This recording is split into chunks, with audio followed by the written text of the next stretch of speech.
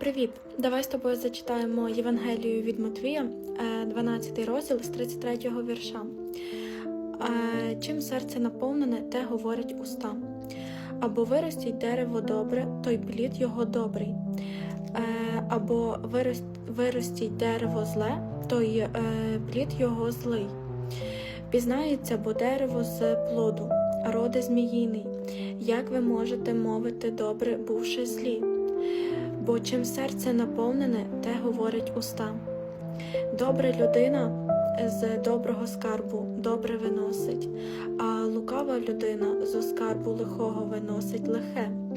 Кажу ж вам, що за кожне слово пусте, яке скажуть люди, дадуть вони відповідь судного дня.